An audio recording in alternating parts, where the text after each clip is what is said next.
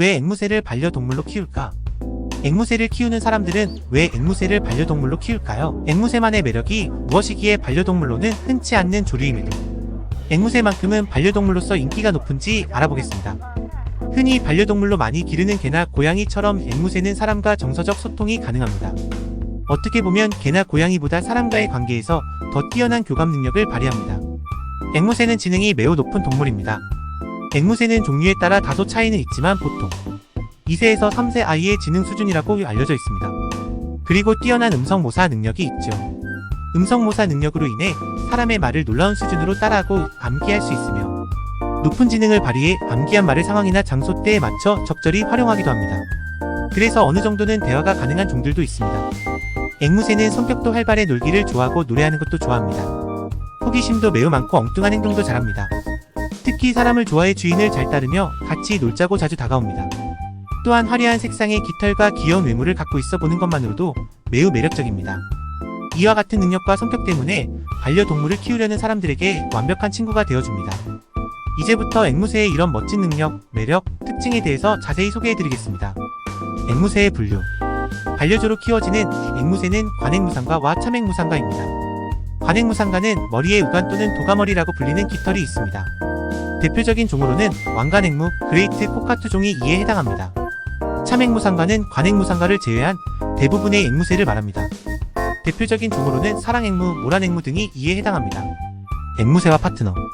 앵무새는 보통 평생 단 한 마리만 파트너로 짝을 이루어 살아가는 지고지순한 사랑의 동물입니다. 이러한 특징이 기르는 사람에게도 적용되어 파트너로 삼은 사육자에게 적극적인 스킨십과 지적이므로 사랑을 표현합니다. 사육자가 앵무새에게 애정을 갖고 관심을 기울이면 앵무새도 충분한 애정으로 사육자를 대합니다. 다만 그 애정이 지나치면 스크리밍, 바이팅 입질, 만성 발정 등 문제 행동을 일으킬 수 있습니다. 만일 암수 한 쌍의 앵무새를 기르면 암수 한 쌍이 서로에게 사랑 가득하게 지내는 것을 볼 수 있습니다. 대신 사육자를 본체 많지 않은 등 관심 밖으로 밀려날 수도 있는 점은 참고하세요. 앵무새 무리의 서열.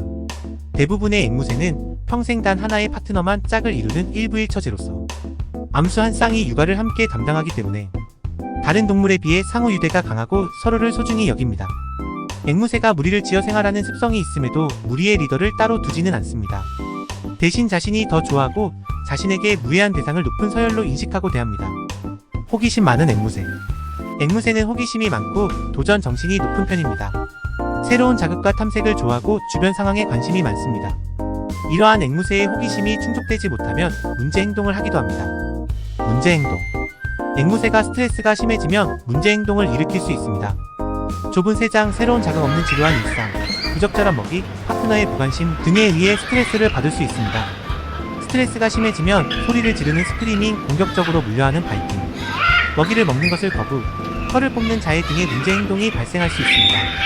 문제 행동 교정을 위해 사육자는 관심과 사랑을 갖고 이 앵무새를 대하고 적절한 먹이를 주고 세장 환경을 알맞게 개선시켜야 합니다.